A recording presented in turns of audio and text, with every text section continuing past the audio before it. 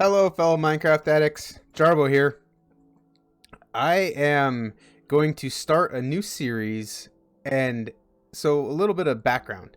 When I first started playing Minecraft, I started playing with my daughter on the Switch, and so we got into this game, and I said, what do we do in this game? What's the point? She says, well, you build stuff and everything else, and she said, but you can go mining. And I'm like, well, what do you mean go mining?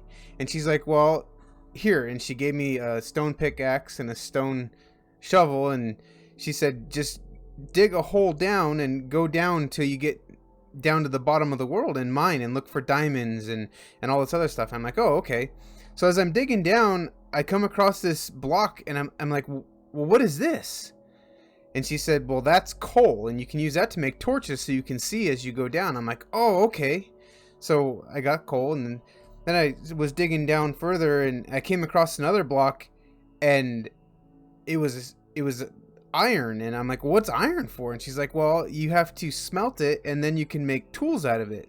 So then I got upgraded to a iron pickaxe from a stone pickaxe, and I'm like, oh, that's awesome. So then I kept digging and kept digging and kept digging, and I dug out this well, by the standard, or what I thought was this huge room.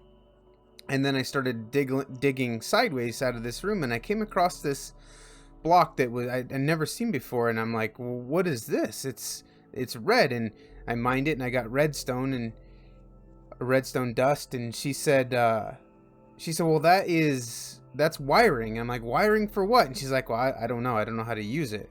And I'm like, oh, okay. So I just kept digging and digging and digging, and eventually I got to the point where I had all this redstone dust, and it was taking up space in my chest where I store and everything. And I'm like, well, I don't have room to put all this in here. So I combined the redstone dust into redstone blocks, and I'm like, oh, redstone blocks. What are these for? And she's like, I don't know. You can use them to power things, I think. So then I was like, well, what do you mean power things? And she's like, well, you're just gonna have to figure it out, do some research, or look it up, look on YouTube. So I looked on YouTube, and there was so much information on YouTube.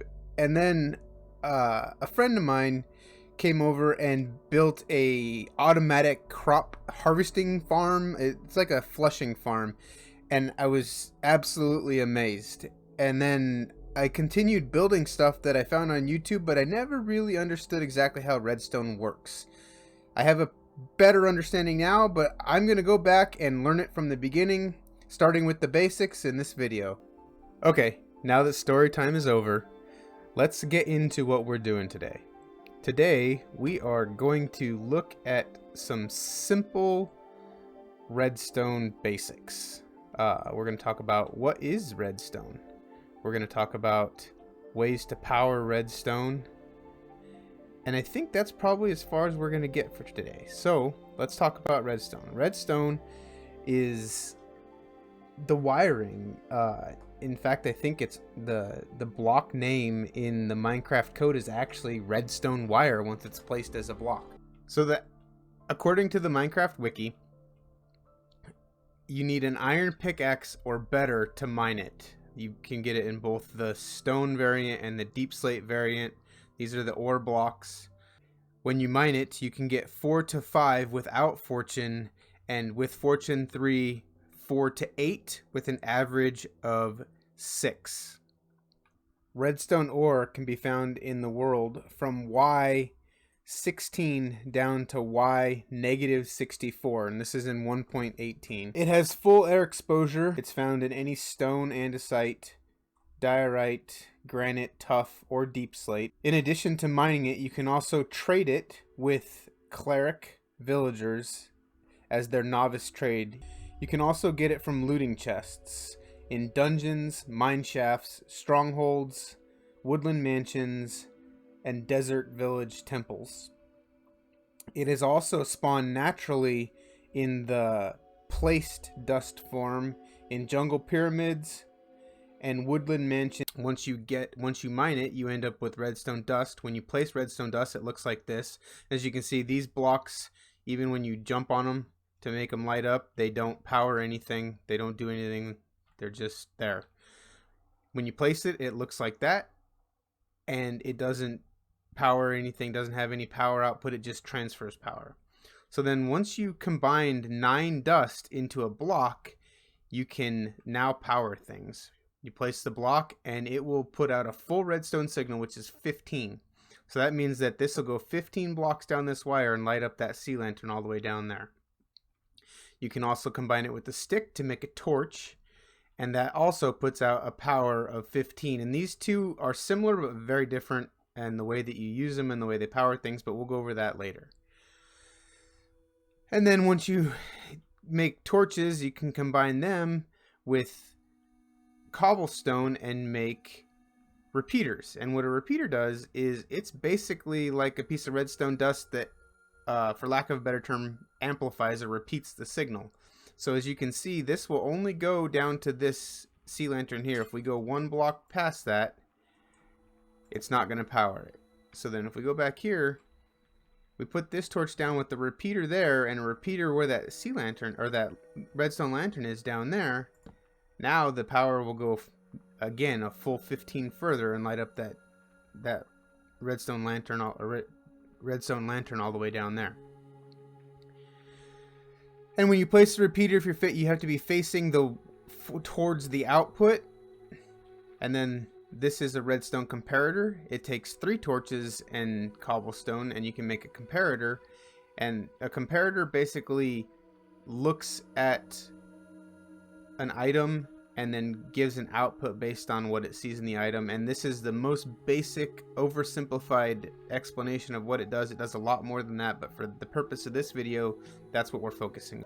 If you want to power a block with it, it has to be looking at a container that has items in it. And if you put 1 item in here, now it has an output of 1 and it'll light up that lantern. There's more you can do with this, and again, we'll focus on that later. You also have to be facing towards the output when you place the comparator. Then, I don't remember what the recipe is, but redstone and some other things, quartz, you have to have quartz for that one as well.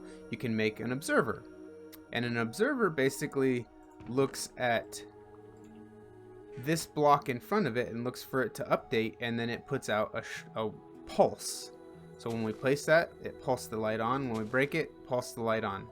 It can look at a lot of different things, but again, for the purpose of this video, it's just looking for an update in this block, and it'll put out 1 pulse.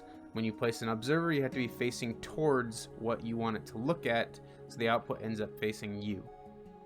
We have a lever, and the lever is just like a light switch, on and off, and puts out a full redstone signal. Daylight sensor.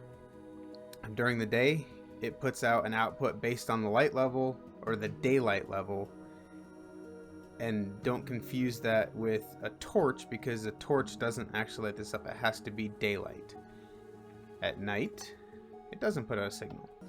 At night, you can get an inverted daylight sensor that when there is no daylight or little daylight, it will put out a redstone signal according to how dark it is, and you can light up the light that way. Next, you have a pressure plate, and you stand on a pressure plate, puts out a full signal, step off of it. After a short time, the signal dies. Button, same thing, press the button, puts out a signal. After a short time, the signal dies.